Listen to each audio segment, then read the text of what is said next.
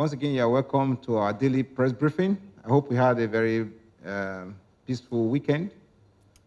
This afternoon, we're going to give you updates of our response team, from our response team for this last weekend.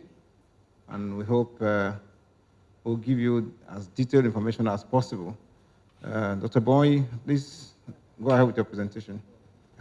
Thank you, sir. Over the weekend, a total of 492 samples were collected for testing. 58 new cases were confirmed, 19 of them from ISTH laboratory, 8 from ESH, 31 from RODTs deployed around the state. There were 52 recoveries across our treatment centers and at home care. We lost 5 patients. So our total confirmed cases now stands at 1,270, while our active cases now 616. Now this is the distribution of cases in our treatment centers. We have 45 patients on admission now across these facilities. Our mortality now stands at 65. Those we lost include a 76-year-old female that was admitted into Stella Obasanjo Hospital on the 17th. At 2:45 a.m., the known peptic ulcer disease patient. The patient died the same day. If you notice, the patient came in around 2:45 a.m. and died around 4:56 a.m. Was referred from a private hospital. The patient was unvaccinated. The second is a 75-year-old male. This one was admitted on the 6th of September. He came in precisely 6 p.m. His SpO2 was 71%. He died on the 17th, precisely 5:15 a.m. He was also unvaccinated. The third was a 76-year-old male who was admitted into the hospital on the 18th at precisely 12:35 p.m. If you look at it again, he came in 12:35 p.m., died 1:40 p.m. He was unconscious. That's what is the meaning of this Glasgow coma scale. That's to assess his level of consciousness. He was also unvaccinated. We had a 60-year-old male that was admitted in Irua on the 4th, died on the 18th.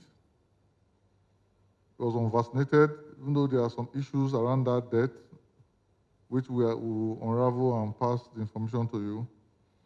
Then we had the 85-year-old male, also in ISTH, that was admitted on the 11th, a known hypertensive, died on the 19th. He was also unvaccinated. So across our home care, we have 274 patients registered right now, 287 already discharged. This represents what transpired over the weekend. The samples collected was 492, confirmed cases 58, active cases 616, 52 recoveries, 5 deaths. Now, this is just to give you a breakdown of the deaths we have had in Edo State. This is the 10th week. Starting from onset of the pandemic, we had the highest number in the 9th week. That was week 36 of the pandemic, where we got 28 deaths.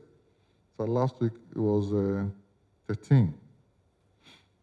Cumulatively, we have collected over 73,000 samples now, with 6,180 confirmed and 250 deaths.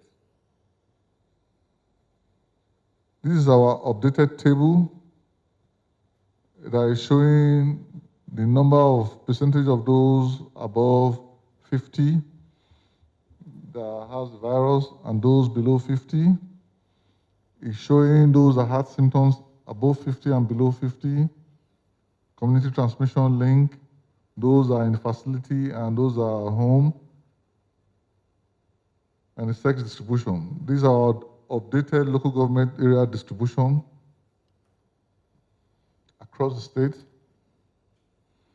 Essentially, in the past 72 hours, we have had 64% more samples collected. We picked 58 new cases. We have 5 new deaths, 52 recoveries, and our test positivity is now 11.6%. But before I round up, let me just give you a breakdown of our vaccine status.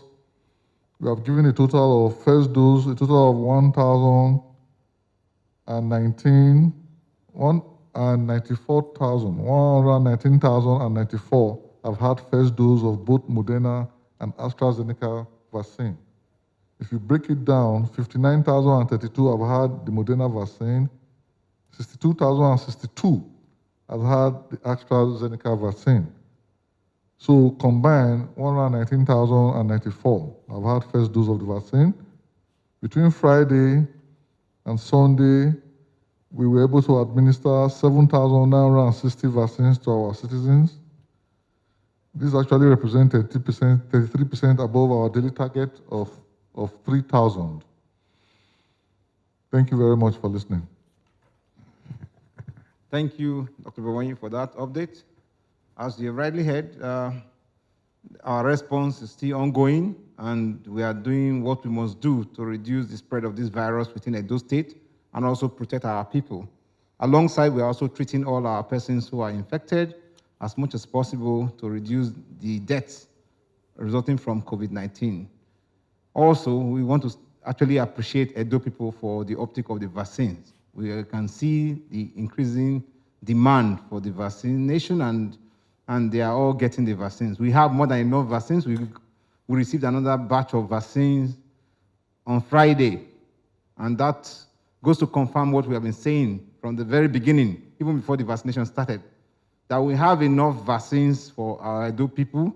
We also want to remind everyone that the testing is also free, except for those who are traveling. And the locations for those persons who are traveling to get tested are well defined. Part of the testing sites for Edo, within Edo State, that you can get tested for those who are traveling, where they have to pay. It's actually at Edo Specialist Hospital, and the other one is at Lily Hospital. We have also emphasized again that the people must take ownership. It's not about government. It's all about us remaining alive and well. It is not only in Edo State or Nigeria that are doing this vaccination or following the rules that will reduce the mortality and morbidity from COVID-19. Everywhere in the world, many other countries are more stringent in their rules and enforcement for COVID-19. And they have done millions of persons, giving millions of persons the vaccines, and people are not dying the way they were trying to purport. But right now, we are living evidence of those who have taken the vaccines who are alive, and we are kicking stronger. And we are more relaxed and not scared of getting infected. And we also know that if you are infected, peradventure, if having had the vaccine, the chances of your survival, and then also living, is far higher than for those who have not been vaccinated. Virtually all the deaths over the weekend were not vaccinated. All of them were not. And if you look at the number of persons who have died in this third wave, most of the persons were not vaccinated. Only 2 persons that we have on our record that were vaccinated have been affected by this COVID-19 that died. And we know that one of them was not even vaccinated in Nigeria. It was outside in the US that the person took a vaccine. And it was a single-shot vaccine that the person had. And the person that died also had comorbidities that we know could have also killed the person outside the vaccination. Because the vaccine does not make you not to die, but it can prevent you from dying from COVID-19. So if you have other conditions, or maybe a road traffic accident, you can die if you are involved and it's bad enough. But not that because you have had COVID-19 vaccine, you will not die from a road traffic accident. That's an example of such. So please, please, the vaccines are safe. And then the other one I must emphasize again, please, our face masks are still very much in place. Use of face mask, the face mask mandate is still in place. The washing of our hands, avoiding social gatherings where necessary, they are all still enforced in terms of what we must comply with to reduce the further spread of this virus. On that note, we want to appreciate you all for keeping the flag flying. We want to minimize the number of Edo people that are sick from COVID-19 and also the number of persons that are dying from COVID-19 in Edo State. Thank you and have a blessed day.